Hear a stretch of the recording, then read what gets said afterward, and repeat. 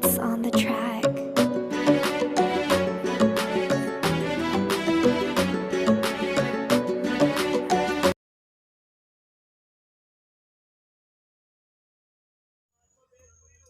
নসিমা kitchen with village ফুডে হাজির হয়ে গেলাম আরও একটা রেসিপি নিয়ে।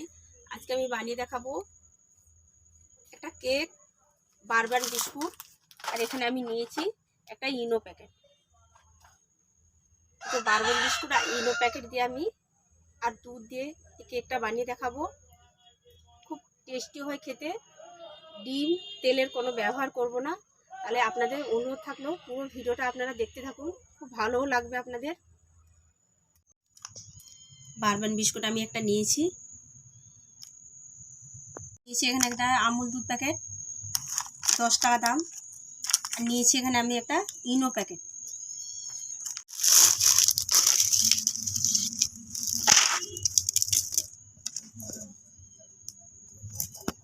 এর ভিতরে ক্রিমও আছে, চিনিও আছে।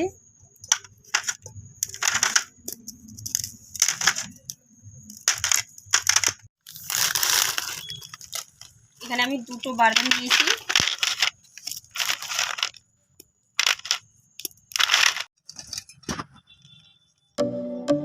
এগুলোকে আমি শিলনোড়ায় গুঁড়ো করে দেব। এগুলো খুব সহজে শিলনোড়ায় গুঁড়ো হয়ে যায়।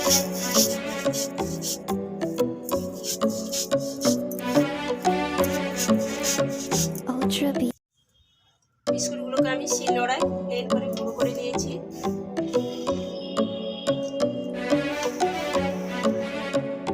চুলিটাকে জ্বালিয়ে আমি একটা কড়া বসিয়ে দিলাম।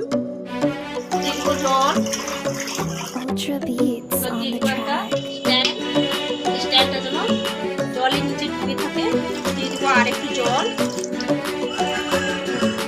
জলটা গরম করতে বানিয়ে দেবো।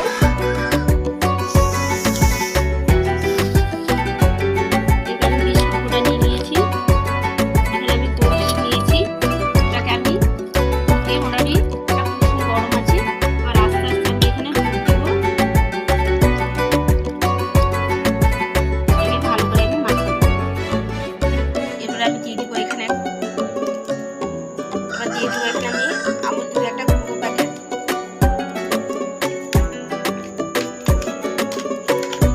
এটা আমি ভালো করে মাখিয়ে নেব। দিয়ে দেবো আর একটু দুধ, কম কম করে গুলাবো। এটা আমি ভালো করে এইটার সাহায্যে আমি ফেটে নেব। 5 থেকে 6 মিনিট মতো আমি ভালো করে ফিটে নেব। আর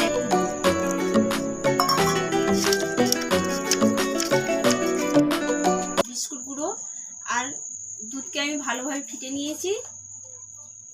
এর মধ্যে আমি দিয়ে দিব এরপরে ইনো। আমি এখানে দিয়ে দিব ইনো প্যাকেট একটা। এখানে আমি কোনো baking soda, baking powder use করছি না, খালি এই 3টা জিনিস দিয়ে আমি কেক বানাচ্ছি। ইনো দেওয়ার পরে এটা দিয়ে মোটামুটি এইভাবে ফিটবো। এটাকে এইভাবে ঘুরাবো, যেটা দিয়ে ফিটবো একভাবে। 5 থেকে 6 মিনিট আমি ভালো করে ফিটে নেব। এরকম একটা স্টিলের বাটি নিয়েছি, আপনারা সিলভারও নিতে পারেন। এর মধ্যে দিয়ে দেবো একটু তেল। এটাকে দিয়ে হাতের সাহায্যে ভালো করে চারদিক মাখিয়ে দেবো। এই বাটির মধ্যে আমি অল্প ময়দা দিয়ে কোট করে নেব। আপনারা পেপারও দিতে পারেন। জাস্ট একটু কোট করে নেব চারদিক।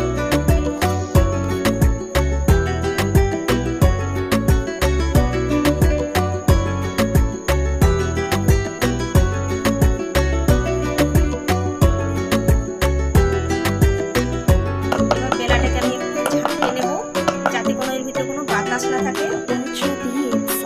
দেখতে পাচ্ছেন জলটা আমার ফুটে এসছে। স্ট্যান্ডের মধ্যে আমি বেলাটাকে বসিয়ে দেবো। এর উপরে আমি চাপিয়ে দেবো একটা ঢাকনা। এবার আমি দিয়ে দেবো একটা ঢাকনা থেকে, তারপরে দিয়ে দেবো আরেকটা ঢাকনা। 25 মিনিট আমি ঢাকিয়ে রাখবো। এখানে আমি কিছু ড্রাই ফ্রুট নিয়েছি, যেমন কিশমিশ, চেরি, কাজু বাদাম নিয়েছি। এখানে আমি মোরব্বা, সবগুলোকে আমি একসঙ্গে মিশিয়ে দেবো। দিয়ে দেবো দুটো ময়দা, দিয়ে এগুলোকে আমি কোট করে নেবো যাতে করে কেকের ভেতরে পুরো ঢুকে না যেতে পারে। আপনারা আপনাদের পছন্দ মতো ড্রাই ফ্রুট দিতে পারেন। এরপরে আমি ঢাকনাটা খুলে উপর থেকে ড্রাই ফ্রুট দিয়ে দিচ্ছি। পুরো কম আছে আমি কেকটাকে দিব। আমি ঢাকনা চালিয়ে রেখে দেবো পুরো 20 মিনিটের মতো, খুব কম আছে। 25 মিনিট পরে ফিরে এলাম, কেকটা হয়েছে কিনা আমি দেখবো।